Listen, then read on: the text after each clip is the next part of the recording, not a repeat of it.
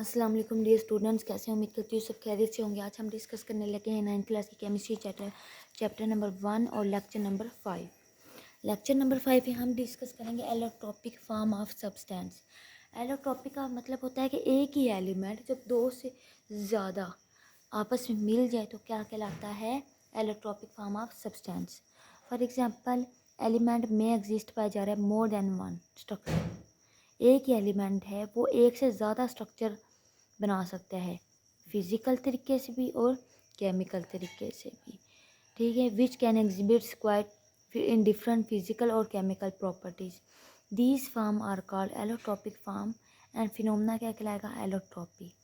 Elements जैसे कि oxygen के दो, हम बात करते हैं ऑक्सीजन की दो एलोट्रोपिक फार्म होती हैं। और टू की फार्म में होगा तो ऑक्सीजन बन जाएगा जो हम सांस लेते हैं, और थ्री होगा तो ओजोन बन जाएगी जो हमारी अल्ट्रावायलेट रेडिएशन को फिल्टर करती हैं। जो नेक्स्ट मेरे पास है इसी तरह कार्बन की 3 बार, जैसे ऑक्सीजन की 2 फॉर्म है ना, कार्बन की 3 फॉर्म है एलोट्रोपिक। कौन कौन सी? Diamond, graphite and buckminster fullerene. Diamond की बात करते हैं तो diamond giant macro molecular structure है। मैक्रो यानी बड़ा स्ट्रक्चर है इसका, ये देखें, ठीक हो गया। अगर हम ग्रेफाइट की बात करेंगे तो ये layered structure of hexagonal ring.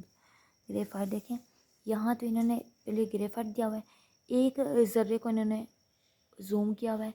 मैं भी जूम करके दिखा दूँ आपको, आपने आप लोग के बुक्स भी पढ़ी होगी। तो ये जो स्ट्रक्चर शो कर रहे हैं ना, एक तो ये लेयर्ड स्ट्रक्चर है, ऊपर से इसका स्ट्रक्चर भी हेक्सागोनल है। अगर मैं इसकी बात करूँ, इसको अगर ऐसे मिलाएं तो मेरे पास ये हेक्सागोनल स्ट्रक्चर ही बनता है, 6 कार्बन वाला। हो गया। नेक्स्ट है मेरे पास बकमिंस्टर फ्लोरीन। ये मोस्ट इंपॉर्टेंट है। What do you know about the fluorine? ठीक है, यहाँ से स्टार्ट करना है। इसको कार्बन 60 से भी कहते हैं, रिप्रेजेंट करते हैं।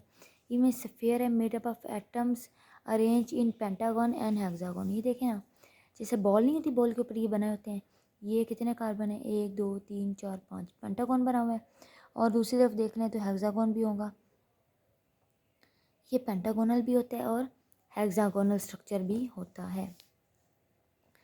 अगर मैं करूँ, फ्लोरीन इज़ स्टेबल है, हाई टेम्परेचर पर होता है और हाई प्रेशर की ज़रूरत होती है को स्टेबल होने के लिए।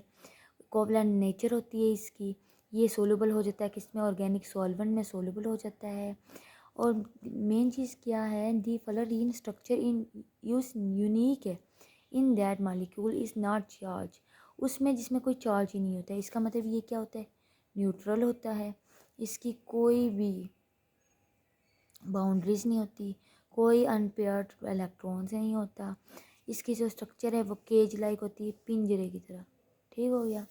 इसका लो मेल्टिंग पॉइंट होता है। ये प्रॉपर्टीज़ इसकी बताई जा रही हैं। ये सॉफ्ट होता है और कैन नॉट कंडक्ट इलेक्ट्रिसिटी। इसके अंदर से इलेक्ट्रिसिटी नहीं गुजार सकते। अच्छा, आप इसको पॉइंट्स में भी लिख सकते हैं। एलिमेंट सल्फर में also exist in 2 crystalline allotropic. इसकी भी अगर हम सल्फर की बात करें तो इसकी 2 एलोट्रोपिक फॉर्म होता है, रोम्बिक हो गया, मोनोक्लिनिक हो गया। सल्फर की बात कर रहे हैं, जैसे S8 हो गया, S2 हो गया। फॉर्म इज़ मोर, ये फॉर्म स्टेबल है दैन द लेटर से। उम्मीद करती हूँ लेक्चर आप लोगों को पसंद आया होगा। ये देखिए नीचे इन्होंने दिया हुआ है आप लोगों को, रोम्बिक का अलग स्ट्रक्चर है और मोनोक्लिनिक का अलग है। उम्मीद करती हूँ आप लोगों को समझ आई होगा लेक्चर नंबर 5।